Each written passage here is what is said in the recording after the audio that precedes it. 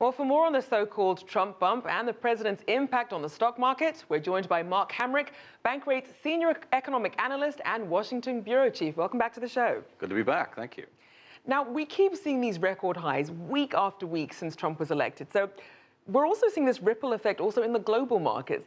But what are really the biggest factors behind this surge? Well, I think this enthusiasm, which has led to a 13% increase in the Dow Industrials average, about 3,000 points essentially since Election Day, is all about the anticipation of only beneficial impacts of the Trump administration policies. Of course, as we like to say here in the U.S., the proof is in the pudding, and virtually no details on any of these policies have come together yet, so it's a precarious situation. There needs to be follow-through with execution.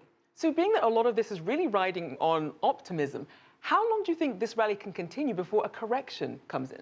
There's a saying that was coined a few decades ago that said that which cannot continue forever won't. So we know that it won't continue forever. There's no way to know when. But what I would say is that, first of all, sentiment in the U.S. in terms of individual stock investors still remains fairly muted. In other words, there's not a rush on the part of the average individual investor to get into the market. So that would suggest that there's a possibility you have further ways to go. But if, for example, the administration continues to have huge missteps, as it has had with foreign policy here lately, it could be that any given morning we wake up and the stock futures are down sharply because something has happened overnight. Longer term, need to have action on tax reform, as the earlier package suggested. You need to have the infrastructure package that would help to rebuild our badly damaged roads, bridges, highways, and the like here in the U.S. And then, of course, the administration and the Republican-led Congress have essentially promised to massively roll back regulation on Wall Street and the financial sector. We'll need to see what happens there as well. Now, let's also look at this psychological mark of the 20,000 that the Dow hit.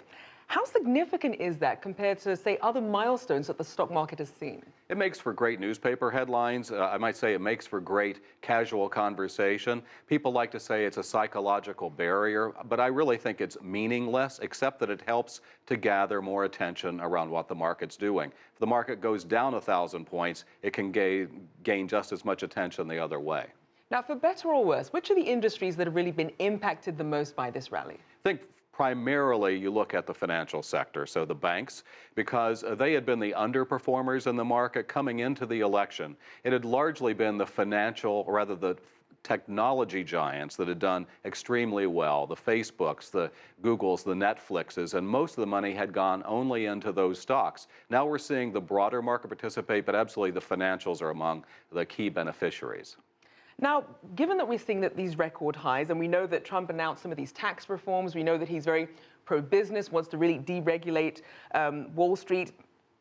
But how is this all going to affect stock prices going forward? Once some of these pieces start coming into place and reality really sets in, how is all that, do you think, going to play out? Well, it's very important to see how it affects the real economy, not only in the U.S., but in the rest of the world. And for example, the past 2 days, we've had Chair Yellen on Capitol Hill being quizzed essentially why the Fed hasn't adjusted its interest rate outlook more aggressively with respect to what the administration and Congress want to do. That's exactly the same reason. She's not going to make a bet until she sees, first of all, the policies enacted, and then how they work in the economy.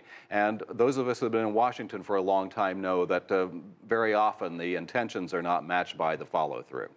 And in terms of that follow-through, what does Wall Street really want to see happen? We know that there's a lot of talk about Dodd-Frank being pulled back. What is it that Wall Street really wants to see? Well, I think primarily because Wall Street isn't just a thing. The notion of Wall Street really ends up representing a lot of different kinds of companies, smaller financial firms, larger ones. What they really want to see is what I think most of the rest of the nation wants to see, and that is an improvement in growth prospects that ultimately leads to more employment of more Americans who have not benefited in the economic recovery. So if we could get above a 2% growth trajectory in the U.S., closer to 3%, the president as candidate said it would be 4% or perhaps possibly much, much more. I think most people think that's unreasonable to believe that happens, but we just need to see better growth and more employment, I think. Better wages, too. Well, we'll see how long all that market optimism lasts. Thank you so much. Mark Hamrick, Bankrate's senior economic analyst and Washington bureau chief.